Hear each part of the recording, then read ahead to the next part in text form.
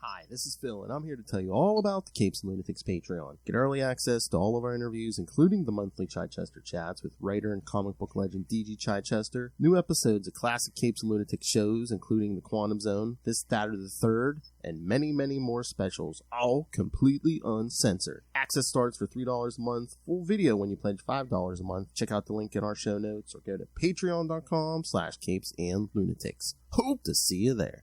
Hi, this is Dan Turgens, and you are listening to the Capes and Lunatics podcast. Look up in the sky, it's a bird, it's a plane, it's a giant electrified mullet. All right, kids, welcome back to another episode, electrifying episode, well, not yet, of Electric Mullet, the Superman podcast. I am Phil, joining me, as always, Superman's #1 fan from... It's Tyler from the Krypton Report. The Fortress of Solitude itself in Ohio. Yeah. Always welcome to join. And the Owl of Steel himself. Hello there. Swooping back into Metropolis. Looking for those biscuits. That's right. Coming for some vengeance. Where are you, gangbuster? Oh my!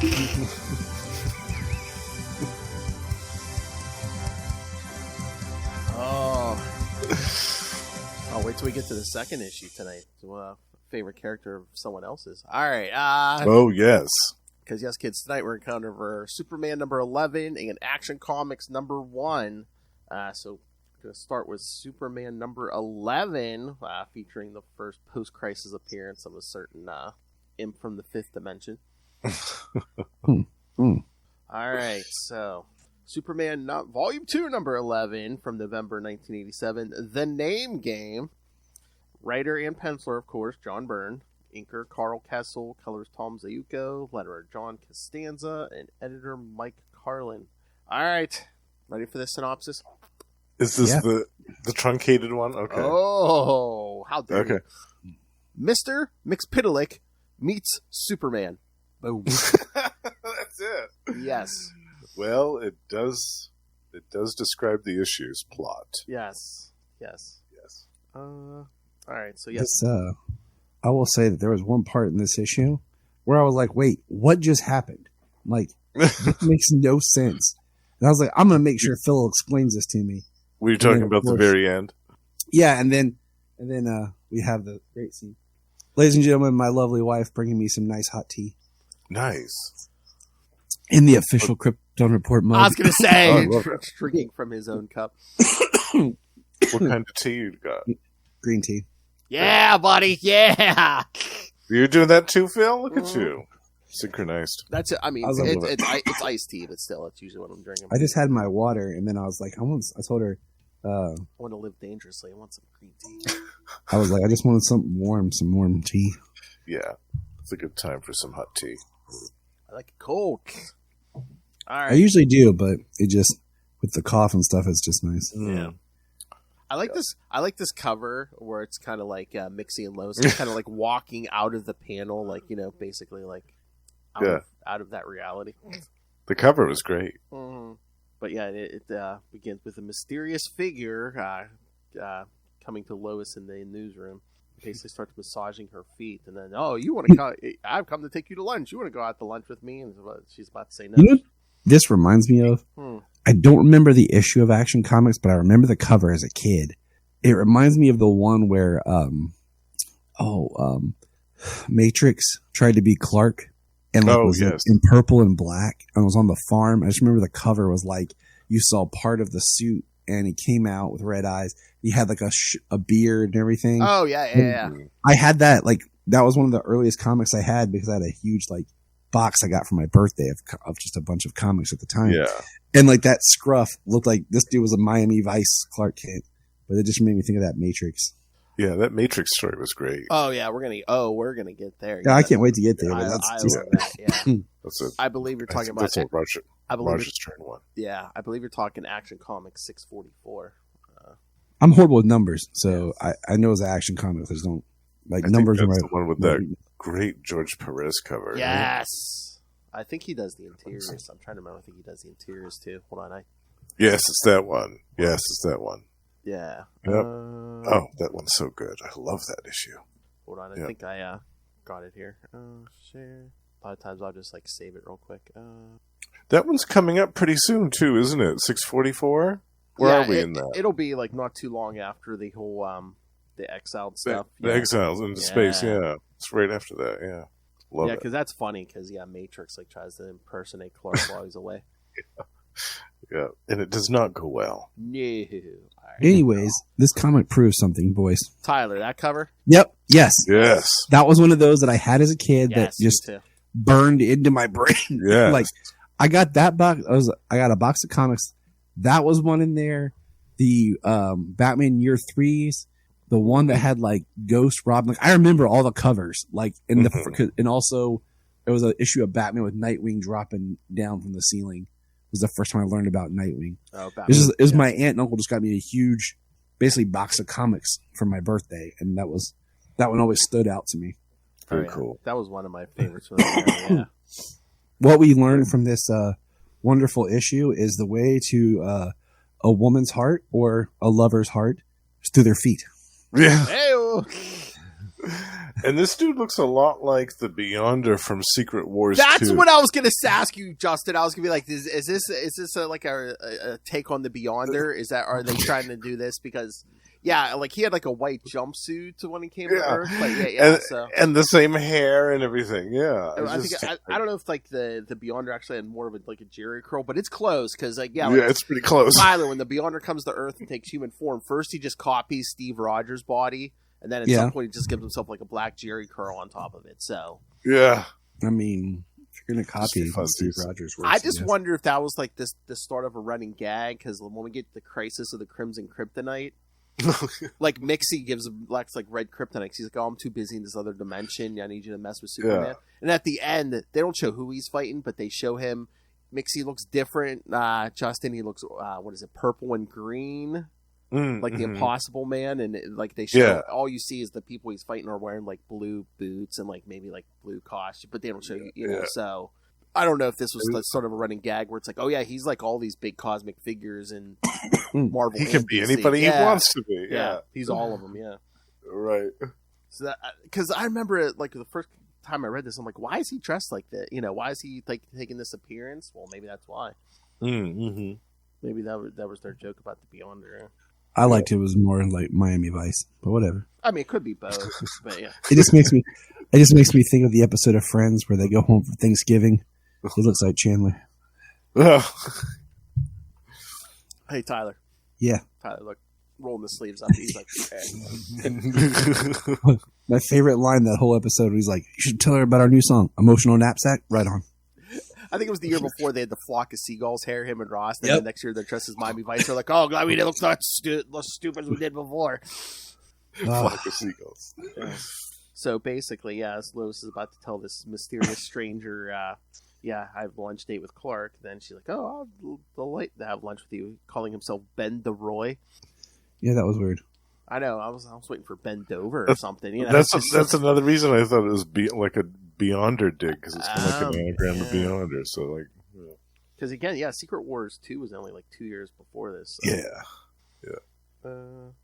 He takes her out to a restaurant, and this part always makes me laugh when they're in the restaurant. There's the dude smoking the cigar. Oh yeah, and his hand just suddenly gets engulfed in flames as he starts screaming. Ah! Well, it's like how he does Lois is Budinsky. Yeah, Lois is complaining about it. And he's like, "This is a free country."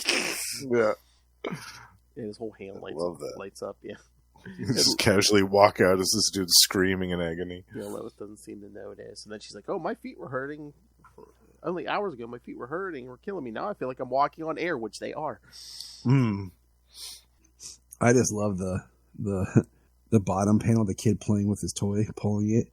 And then the next panel, you see the gorilla just up in the air. Wasn't there like one issue of Fantastic Four Justin, where like was it Gore the Golden Gorilla? There's like Gore. I think you're right. So I'm like, is Byrne just like pulling like all these like here's a Marvel thing, but no, it's not. Here's a Marvel thing. It's just some random obscure Marvel stuff. No one will notice. Yeah. He was having fun with it. But yeah, this kid's toy comes to life. Yeah, it turns into an 8-foot tall engine of destruction. Picks up a car. Yeah. All I know is page 6 is where it got my attention. It's where the story really picked up. The white sale. Oh no, Cat's world class lasagna. Oh, I don't know if you guys know this about me, but I'm a man who loves his lasagna. Okay. When Janine and I first got married, like, she'd make all kinds of, like, different kinds of lasagnas. And, yeah. So when I was reading that and it was like, world-class lasagna, I'd be like, all right, Cat, make some dinner. Let's go. So if not the feet, then the way to get your lovers through the stomach. Yeah. That's right. Lasagna. I mean, if you're eating a plate of lasagna while getting a foot rub. Oh, my. Big worlds. Yikes. I mean. You can have it all. Yeah. You actually can have it all. I'm going to type Janine a message right now. I figured out what I want for my birthday. Hey, rub and some lasagna. That's right. If you can't get both at once, remember Valentine's Day is coming too. That's true. That's going to be coming up very soon. But yeah, then Jimmy's at this department store. There was this big white sale, and the lady's like, "Yeah." All of a sudden, like, I guess what, like, all the sheets and like stuff just started floating around, floating away. Sheets and linens and towels, and then all of a sudden, just a derby hat just appears out of nowhere. Like, was Mixie like under the sheet, like he's like, you know, like he's trick or treating in a Charlie Brown special or something. He's just like, right. I mean, maybe. He's having fun in his fifth dimension, so he's like, yeah. So I love, you know. Meanwhile, all the towels and everything have, you know, floated back. There's nothing going on, but Jimmy's like, I might as well hit that signal line. Something weird going on. Yeah, it isn't going to be long before this gets even weirder. And yes, as Tyler said, as Kat's offering Clark her lasagna, yes, he hears the signal watch. Yeah, I'm betting it's real lasagna. It's not a euphemism. Yeah. Okay. I'd be pretty mad. It might lead to other things. I know. Look at I mean, you're all excited for the lasagna, Tyler. Come on. I'd be pretty upset. Like, she come out. I'm like, no, that's not what I said. I said lasagna, woman. You said you were making lasagna. I don't need no blue pill. Just give me some lasagna, woman. I didn't wear all this extra. Okay, you said lasagna. But yeah, I love these burns. You know, just every time Clark just like flies from the planet. Get a great panel of him flying through the city. It's wonderful.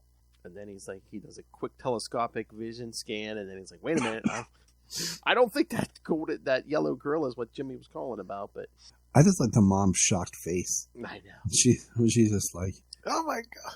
Yeah, because Superman grabs it, and then all of a sudden it reverts back to a toy. It was a living, breathing, full-size gorilla. I touched it, smelled it. And the kid's all upset. He's like, Superman broke my toy. Broke my toy. So, yeah, you need to calm down, kid. Yeah, the mother's just like, yeah, we were walking, it was raining, we passed some guy, and this big guy in a white suit, and he was with a woman who looked like Lois Lane. And this next part made me wonder how close this came to the movie Mannequin coming out. Nice. See, I thought of that too. That? Yes, oh, yeah. I remember that movie. I wondered if it was 87 because the timing of this is just so strange. Where this mannequin all of a sudden comes to life. Oh, wait a minute, Mannequin. Hold on, 1987. Oh, okay. Now I have. Released February 13th, 1987. Oh, all right. All right. Now I have Jefferson Starship in my head. Yes. Thank you, Justin. No problem. That's what I'm here for. So yes, this Ben DeRoy asks Lois to marry him, and then she's like, "We hardly know each other, but yes, you made me the happiest woman." And he's like, "Wait a minute, where is she been? Why, she's much prettier than you." Looking at the mannequin in the window. I love he's like, "Look at those eyes, those lips, those." Well, just look at her. We'll just look at her. And then he's like, "We'll make a trade." Yeah, because she's like, that's a mannequin. It's not alive. He's like, not alive. Well, you're wrong. And he pulls her through the window, and now, she's. I love he gives her like a southern accent too. Yeah, just randomly. That's so random. Yeah. And then Lois becomes a mannequin in her place. Yeah, because she's like, he's like, oh, and the mannequin says, no, you can't just stroll off of me. That'd be stealing. And he's like, oh, you're right. So yeah, while Superman's flying around trying to figure out what's going on, yes, he hears a scream, and then Not Macy's, kids. Stacy's department store. Stacy's. Important difference there, folks. Stacy's mom. It's got it going on. But yeah, the woman's like, the window display, I was supposed to change it, but and Superman sees. Yes, Lois has been transformed into a mannequin, but she's like, he's like, she's still warm, still alive. Oof. So he's like, yeah, what's going on? This first the gorilla, now Lois, and then tells the woman to call Maggie Sawyer's Special Crimes Unit. And he's like, they can keep an eye on Lois. Get him up there. I like on page 13 where Mixie, basically, Mr. DeRoy here, takes his mannequin and turns into a crash test dummy. Oh, yeah, well, Superman, here's another scream, and then this time it's a guy. His truck is turned into a bucking bronco, basically. Oh, that would be fun to see. And DeRoy, in true villain fashion, is like, finally! Finally, the man I've been looking for. Yeah. Which is interesting that he doesn't know that Clark Kent's Superman. You know what I thought would have been funny?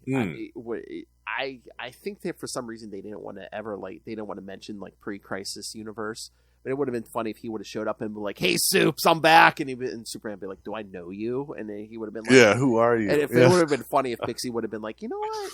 Oh, that's right. You guys had that little crisis down here. Yeah, you wouldn't remember me." He's like.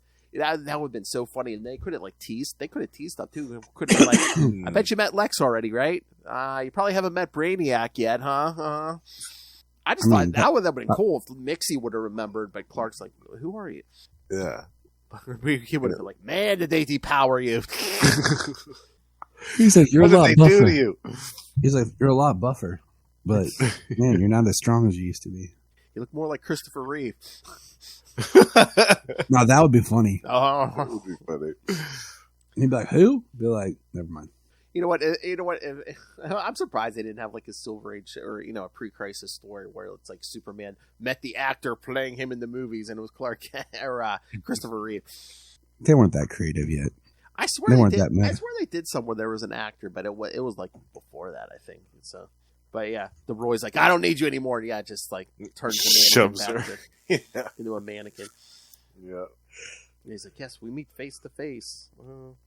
Yeah, you would think reveals his true form. You would think he'd be able to sense Clark, especially when he was in the Daily Planet City room, like almost right next to him. Yeah, and know that he's not like everybody else in the room. Yeah, that part was weird. So yes, the Roy's like, we meet face to face, and Superman's like, "Ah, well, whoever he is, he doesn't realize his powers. He doesn't realize I'm Clark Kent." And yeah, the Roy says, "This has all been for your benefit, to lure you into the open, and now you're here." So yes, we see Mixie in his true, one of his form. The form we're most familiar with. Yep. And he says, "My real name would never translate into your clumsy Earth languages. All you need to know is come from a parallel dimension. You'd call it the fifth dimension." The fifth dimension. I've been observing your puny little third dimension for quite some... So he can observe the third dimension from the fifth dimension, but he doesn't know Clark Kent is Superman. Yeah, that's weird. I know. Yeah, that's weird. Are we thinking oversight or underplanning there, Johnny Burney? He just didn't want thing. He just didn't want Mixie to know he's Clark. But I was just like, okay. I mean, it's not like this is like a denizen of Earth or something. It's not like it's. Yeah, I mean, if he's worried that if he knows Clark's secret, he's going to blab it to the whole world just for funsies. I mean, who's going to believe him? Eventually, he figures it out. I can't remember the specific point, but I know it's after death. It's somewhere after he dies and comes back. But yeah, eventually, at some point, I think it's in the 90s. Yeah, it's like Mixie kind of knows he's Clark. I think it might be after they're married. I can't remember. Or no, it's before.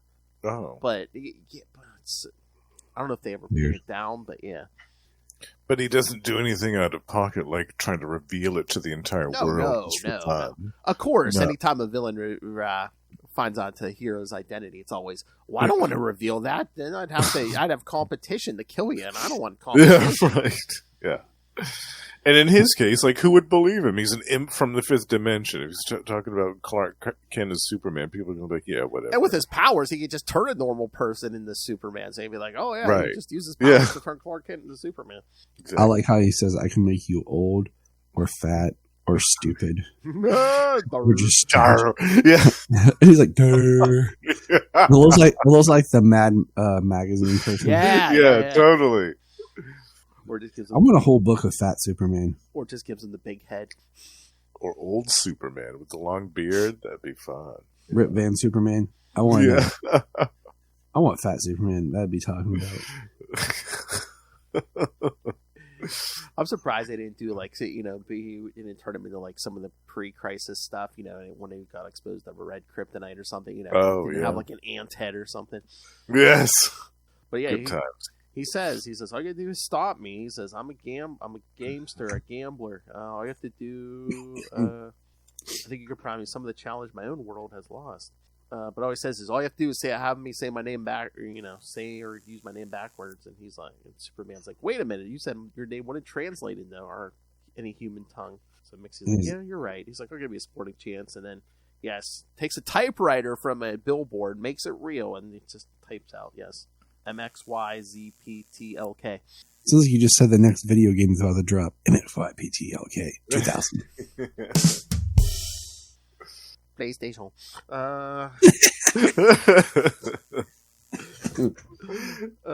So he's like, there you go, Superman. Mxyzptlk. From now on, I'm Mr. Mxyzptlk. Can you use it backwards? I'll return to my home dimension. All the effects of my visit will vanish. But then he says, now it's time to get serious. So yes, he animates the Daily Planet building. The whole building. With everybody still inside. Superman's like, I just see people like tumbling around in there. Nice big smiley face. That's crying. I know. And then I know it's worse than the Stay Puft Marshmallow Man, because I mean that thing's made out of like brick and steel and there's all those people inside. And then Mixie's messing with them and just saying like half his name backwards. Oh, yeah, then the building reaches for a blimp, and when Superman moves it away, it starts crying and flooding the streets. I love that. So yeah, then Mxyzptlk's starting to write his name backwards in the smoke from his cigar, but then he like he's teasing Superman. Inverts that last letter, and he's like, "Wait a minute, that's the answer." Yeah. I love Mixie. You show yourself right now, or I'll chase this whole city into a pepperoni pizza. So yeah, Superman brings that typewriter over, and he says, "I'm calling your bluff." He said, "You make all this noise about being fair." He's like, "But Mxyzptlk isn't a name. It's a name. A name is something that represents a person. It's not just letters. All you did was hit a bunch of typewriter keys at random." So, Mixie's like, I can do it again, and he does it. And he's like, wait a minute. And it brings out his name backwards. He's like, I used my magic to make sure I hit the right keys, but you didn't. So long. He says, all right, Superman, you win this one, and I'll keep my word and leave, but I'll be back. Count on it. Oh my God! I read the issue not too long ago. During Exile, while Superman's off in space, Mixie shows up looking for him, and he can't find him. So who has to duel it out with Mixie? Lex. Oh, yeah. It's basically like a break issue in the middle of Exile. Yeah, the Mixie shows up in Metropolis, and which I'm like, why couldn't he just find him in space? But yeah, no, he's like terrorizing Metropolis, and it comes. I don't remember that one. Oh yeah, it's not pretty, but I can't imagine. I can't imagine it turned out well. That's funny. So yeah, Mixie disappears, and of course, everything he affected goes back to normal. So because we see Lois in the hospital, she's all normal. And we're told, Superman says, it'll be at least 90 days because some of the theoretical physics boys over at University of Metropolis say that that's the next time there will be an optimum transfer interface between us and the fifth dimension. How do we know this? Yeah, that's some fuzzy science. I mean, it's not like we're looking through a telescope and saying, oh, how far away is that star? It's like, how are we mapping the fifth dimension? Well, now that we know that it's there, we automatically know everything about it. Well, I mean, it's theoretical, so I guess we're just taking our best guess. Yeah, sounds about right. Yeah, Lois said she doesn't remember anything after Ben DeRoy walked in. That's probably for the best. Yes. And then page 21, fellas. Oh, yeah. Lois shows up with some groceries, feeling bad about missing her lunch date, and who answers Clark's door? A very scantily clad Cat Grant. Mm-hmm. Yeah. And where does Clark just happen to be? In the shower. Oh yeah. And then, of course, Cat gets to lie about what's going on, and she tells Clark it was the wrong person. And then Lois just drops the groceries off to a homeless man. Yeah. Which I'm sure he's happy, but at the same time is like, yeah, I guess I'll eat this, 12-pack of raw eggs. And, sure. Yeah, why not? I can eat this celery and this loaf of bread. Everything else I have to cook on my non-existent stove. Yeah. Maybe I can have somebody cook this for me. He takes his own food to the soup kitchen. Yeah. Do you guys mind throwing this through the fry-later for me? Thanks.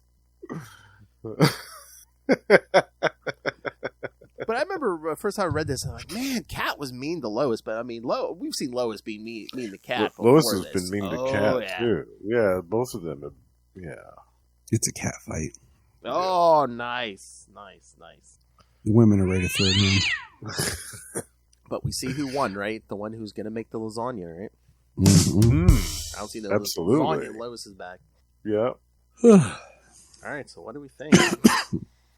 This one was okay. The ending was bonkers, though. Like how he figured out how to get rid of him. It's just because he rewired the inside of the typewriter. Yeah, because he's like, it's basically just operated as a normal typewriter. So all he had to do was rewire the inside of it. Yeah. Yeah. It's just like, okay. Yep. Yeah. It was like I said. I didn't understand what was going on until he like explained it. Then I was just like, oh, okay, well. Right. That's basically all you can say. It's like, oh, okay. I mean, I felt like there was a lot of build up, with Mxy, and then like, oh, it's Mxyzptlk, and then it was like over. Yeah. So. Yeah. What did you think, Phil? Yeah. Again, there's a lot of build up, and then it seems like it ends pretty quickly. Yeah. For as big a threat as he is, yeah, it seemed like it was pretty quick. Yeah. I mean, they could have probably given him at least another issue, but this felt like it could have been a 2-issue story. Mm-hmm. Yep, they could have had a cliffhanger ending with Lois being the mannequin and stuff. Oh yeah, there you go. Cliffhanger with like Mxy revealing himself, and all of a sudden you're like, "Who is this?" And then it's like, boom. Mm-hmm. And then we could have got a couple of page panels, of Cat in the kitchen making some lasagna. Exactly. As a subplot while everything else is going on. Yeah, that would have been awesome. We keep cutting away. Yeah, we keep cutting away, and Clark's, fighting a Superman, and she's in Clark's. We see her let herself in. She starts making dinner. Clark shows up like, "Why are you here?" And she's like, "I'm making you dinner." And he's like, "Okay." Then he goes in the other room, and that's when Lois knocks on the door. Yes. Boom. Yeah. A little dramatic tension. Yeah, I feel like this should have been a 2-issue story. Would have been better that way.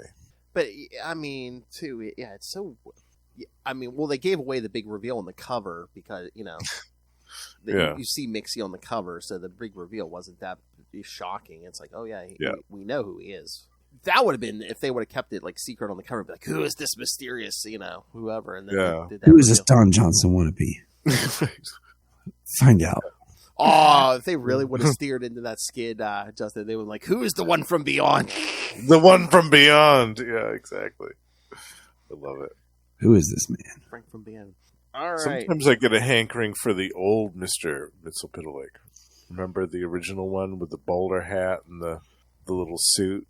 Oh, yeah. Because we didn't really see him for very long. And then we switched to the orange and purple suit. Oh, yeah. Was he like a little chubby guy? Yeah. Yeah, he looked like he had stepped out of like a Peanuts comic or something. Yeah. All right. Should we get to the Action Comics Annual? Action Comics Annual number 1. Which, kids, it's not on the DC Universe Infinite app, which for some reason I don't know why. However, it could be that. Why would it not be there? No. That can't be. I know. I mean, sometimes if they have like a problematic creator, but again, it's Byrne writing it again, and Arthur Adams. I mean, Adams. Yeah. And there was that other annual too that wasn't on there, the one with Titano. Yeah. Maybe they just have a thing about annuals. They're like, maybe. Yeah. I mean, I think. Well, I mean, the Adventures one was on there, and then I think. Yeah. I know Action Comics Annual number 2's on there. That's like in the middle of Exile, but look, there's nothing like reading an old comic book. That's true. With ads. That is the best for stuff like Chew Chalk. Where am I gonna get my Chew Chalk at? Oh yeah, the Fun and Fruity 4. Doc Savage. All right. Well, all right. Do you have a synopsis for this one? I actually have a regular one, okay. Yes. All right, kids, sit back, because, again, you thought that first one was wild. This one, yes. We got Superman with special guest star. Batman, my favorite character. Let's do this. All right, Action Comics Annual number 1 from October 1987. Skeeter. So it's saying Volume 1 Annual 1, so they had never had an Action Comics Annual until 1987. That's what I was wondering. Is that true? This is the first one ever? Maybe. I mean, maybe. When did they start doing annuals? I thought they had some annuals like pre-crisis, but that maybe it was just the Superman book. I don't know. I thought it was in the 70s. Yeah, but I don't know. But yeah, that's so weird because according to this. All right, writer John Byrne again. This time pencils Art Adams, inker Dick Giordano, colorist Petra Scotis, letterer Albert de Guzman, and editor Mike Carlin. All right, kids. Batman, my favorite character, has traced a series of Gotham City murders to a small town called Fayetteville in South Carolina. He finds that the town is under the grip of a vampire and begins investigating. But because he's been working for 3 days straight, he decides he needs some help. He calls Metropolis and asks Clark Kent at the Daily Planet to get in touch with Superman. Superman flies to Fayetteville and consults with local law enforcement concerning the recent rash of murders in the town. He learns that vampires are responsible for several grisly deaths. Batman, my favorite character, finds a young girl named Skeeter who had been running from some pitchfork-wielding villagers. He tries to help the young girl, and she leads him back to her home. Her house is a ramshackle cabin, and inside are the desiccated bodies of her parents. The bodies have been there for over a century. Batman, my favorite character, comes to realize that Skeeter is the vampire that has been terrorizing Fayetteville. She tries using hypnosis on him and lunges at him, pushing him outside the cabin into some quicksand. As Batman, my favorite character, sinks, she leaves him for dead. Superman, meanwhile, begins rounding up all of the hypnotized living ghouls enslaved to the vampire. He corrals them all together and imprisons them inside of a makeshift barrier wall that he constructs from the earth around him. Skeeter encounters Superman, and the two begin fighting. Superman forgets that he is vulnerable to the supernatural. How do you forget that? I don't know. And Skeeter rakes her claws across his chest. She leaps upon him and prepares to turn him into a vampire. Batman comes up behind them and impales Skeeter with a stake, destroying her. In the aftermath, Batman returns to Gotham City to take care of the remainder of Skeeter's progeny. He tells Commissioner Gordon that Skeeter, real name Ellie Mae Skaggs, became a vampire 3 days after the assassination of President Lincoln. Ooh. She has been terrorizing Fayetteville ever since. Batman prepares a hammer and stake as he stands over the coffins of Skeeter's leftover vampires. All right, thoughts? I think this is one of those books that would be like a really cool, like just animated episode. Yeah. Yes. Like when you're looking for like a 1-to-1 translation. This do you guys think like a great Halloween episode? You think I could send this away and still get these books at this price? I wish. Maybe. Try. Oh yeah, $9 for 75-cent books. Yeah. Yeah. I like the way this opens with like her being hunted, and we're like, oh, we're on her side. Yeah, you start to think that she's innocent and being pursued by this wild mob. Oh, you mean Mr. Peanut's biggest fan? Oh yes, the dead parents. Yeah, great artwork in this from Arthur Adams. Oh, yeah. So good. I love this. But yeah, like I said, she gets home and you see the dead parents. That was cool. I love her little shack in the swamp. It's great. I love the way she attacks, gets up on Batman, and when he brings Superman in, like I like the story. Like I like that it's contained. I like that you're not sure what's going on until we get to about page 32, where she really turns on Superman. Yeah, she shows those fangs. Yeah, because I don't think that they've fought a lot of vampires before. Like as far as especially post-crisis stuff. Oh yeah, after Crisis, that's. We didn't really see hardly any vampires, did we? Like even in Batman or like darker themed books, like No, because again, after Crisis, they were really grounded a lot of these characters. So yeah, I mean, Superman really hasn't fought any supernatural. I mean, Silver Banshee was really the only one. Yeah, but we haven't got there yet, so I'm saying not yet. Yeah. But yeah, I was trying to remember when Batman figures out Clark is Superman, because I was like, why is he calling Clark at the planet? I'm like, I think it's coming up soon, maybe not yet. Yeah, but they didn't touch it in the Man of Steel miniseries. Yeah. Or if he did, he kept it to himself. I just wonder, did they not put this annual on the app, or are they afraid they're just like, oh, this, are they afraid that they think they were making fun of Southern people or something? Just like Skeeter, because of Skeeter, but I'm just like, because she's an education or whatever, but I'm just that's more along the lines of she's been alive since the 1800s and probably didn't get a good education back then. Yeah, or someone's just lazy and hasn't scanned it in. They're like, no one will notice. Yeah, but why why annual number 2 and not number 1? I know, that's what we'll just write them an angry email.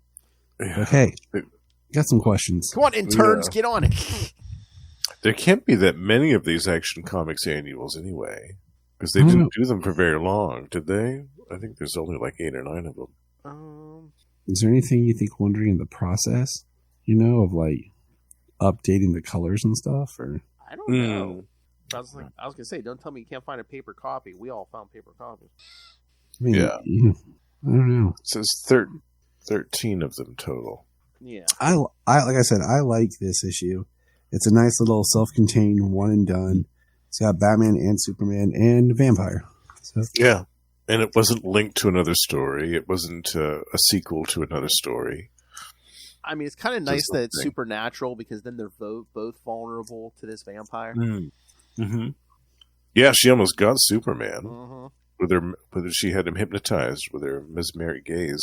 So even though Superman does all the superpowers, they're kind of both on equal footing when it comes to she can hurt either one of us. There was another vampire story that happened a couple of years later. I remember it was like a 2 or 3 part one. Oh, yeah. Do you remember that? Yeah. With Batman and Superman and the vampire would look like Count Orlok from Nosferatu. Yeah. The old silent movie. I like the cover, Phil. I think it's in the bottom left corner, where it says, "Who watches the Watchmen?" Oh yeah. Yep. I was like, oh yeah, that would be about this. That was right around there. Yeah. Yeah, there's just that art. Look at that. Love that. Yeah. That's a great shadows panel. There. Yeah. With the fog around her, the mist. Yeah. And some great colors in this too. A lot of it takes place at night, so it's difficult to color that sometimes and make it look good. But was this Petra Scotese? Mm-hmm. Yeah, she always does an excellent job. But I love, the vampire scratches Superman. Then at the end, Batman's like, "I'd get those scratches checked if I were you." He's like, "Maybe pour some holy water on them." Yeah, just to be on the safe side. Did they ever do an Elseworlds where there was a vampiric Superman? That would be something. I mean, they did do 12-issue DC vs. Vampires. Oh. Yeah, I have the figure on my shelf. Ooh, that would be a good one to cover sometime. They keep it a secret for a while. Then halfway through, they reveal the king of the vampires, Mr. Dick Grayson. That was a nice that's right. Oh, Ray! I don't think Ray has read that series, but he loves it because there's a panel of just like Nightwing putting his fist through Batman. I told Ray, I'm like, Ray didn't send feedback, man. You'd love this, Ray. You don't even know it yet, but you'd love it. Like when Lilith and I did those 4 issues of Deathstroke, where he like beats some Batman in one issue. Out of Batman. Yeah. Ray's like, my new favorite character. But yeah, no, like I said, this was good. Again, good story, good art. Like Tyler said, self-contained. Which again, most times that's what you get with an annual. Although I don't know, as we got into the 90s, though, they started to deviate from that formula a little bit and started to get them more enmeshed within the crossovers that were happening, as we Yeah. saw with like Bloodlines and Eclipso and all that other stuff. Yeah. And like these days, like Marvel and DC, like they'll do an arc and then it's like, continued in the concluded in the annual or something. I mean, that literally just happened. Like, we just got done reviewing. What's his face is. Philip Kennedy Johnson's Superman, Action Comics. Yeah. That's kind of how they tied up his run. Yeah, his last issue. They tied his run up in the annual. Mm-hmm. But yeah, I kind of like that though, because the annual is usually double sized, so you have plenty of space to like give a nice epic send off to the story. I like it, except I didn't mind it this time, but like we joked before about, that wonderful Bendis Rogel Czar story. Like it ends up being like resolved in like Supergirl's annual or something. Like not even in the main Superman. Like it gets wrapped up in like Supergirl's book, and it was like a Supergirl annual or something like that. It was an off issue, because I'm like reading the regular books, and all of a sudden I'm like, wait, what happened? So that's the thing. Yeah, like Bendis will throw stuff out there, and then it's like it either runs out of room, or the pacing's just off, or just makes, or it's a crap story, or just makes personal bad decisions. Yeah, or all of the above. But yeah, again, we're in the era now. So in the 80s it was self-contained annuals, but like you said, Justin, then by the 90s we're getting the big events. We're going back to the 90s here, bitch. As my daughter says, the old 90s. The old 90s. Vintage. Oh, it's like, wow. Thanks, Sayla. Whoa, Tyler, our children think anything's old if it was in the 8 years that started with a 19, right? Yeah. Yeah. Yes. Exactly. We're ancient. Yeah. God, the year 2000 is kind of ancient to them. Again, my son was born in 2013. He's like, 2000. Yeah. Y2K. Hell, Tyler, that old show, The Office, they watched. Oh, I know. The old Office, guys. It's a classic now. Mm-hmm. Oh, heck yeah. All right. So, any other thoughts on these? Something? No, other than I wanted to see Arthur Adams do more Superman. Yeah. Yeah. He draws a great Superman. I wish he had done more of that. I can get behind that.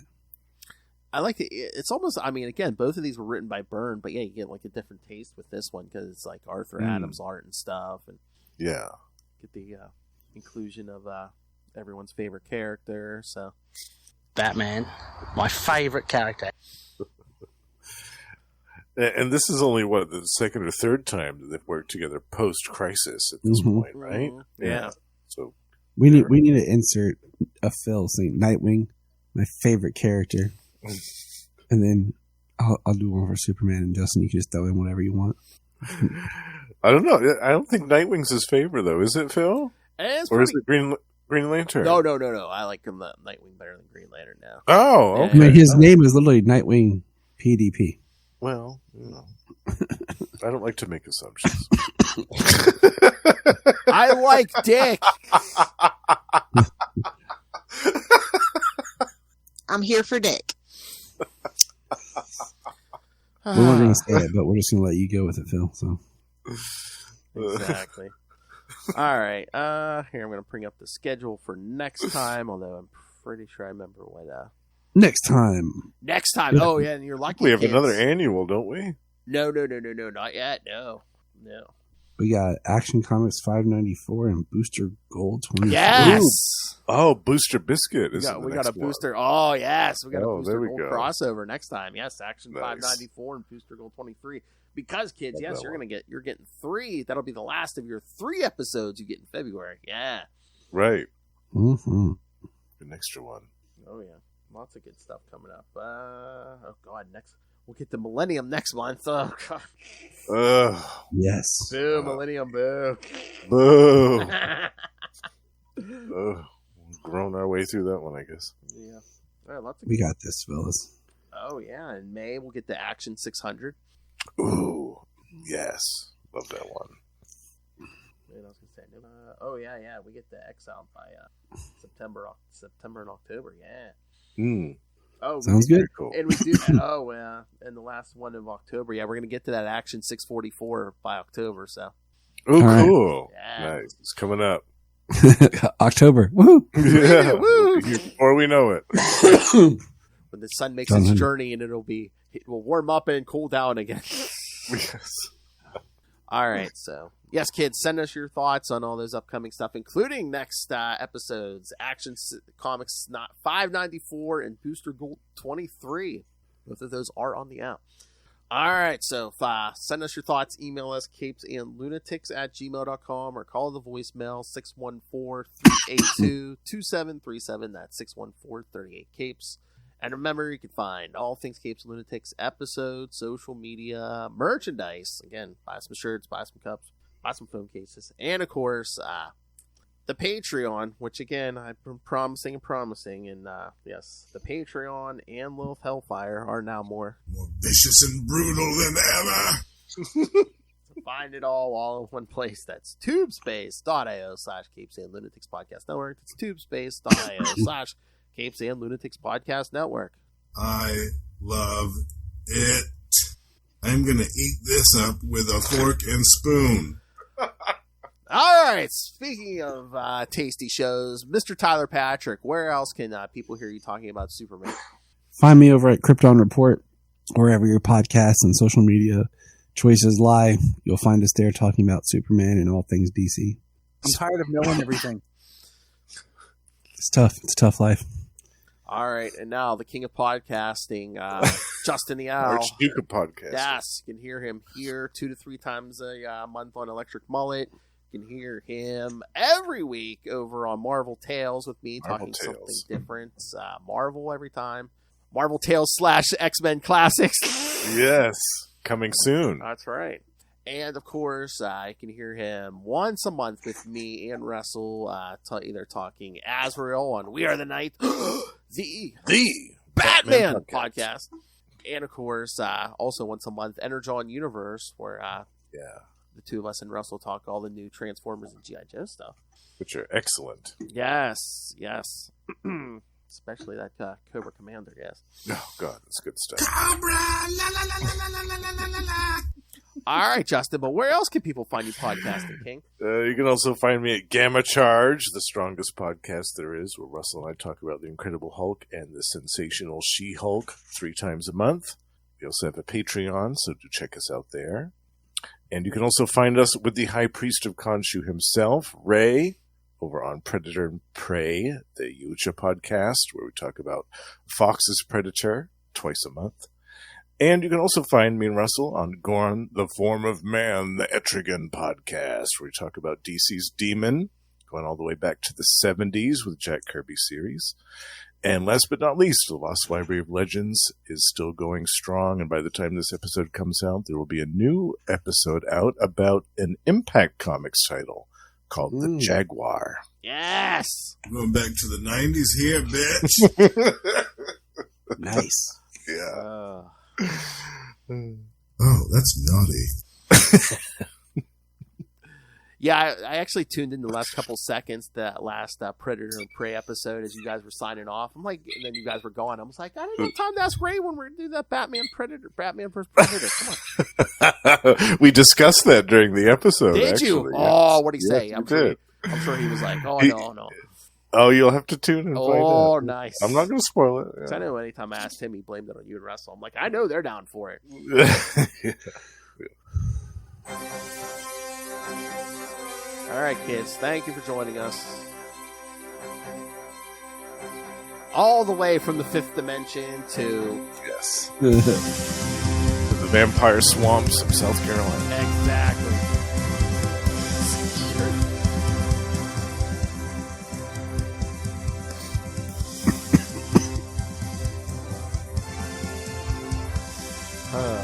Superman 11 was beyond amazing.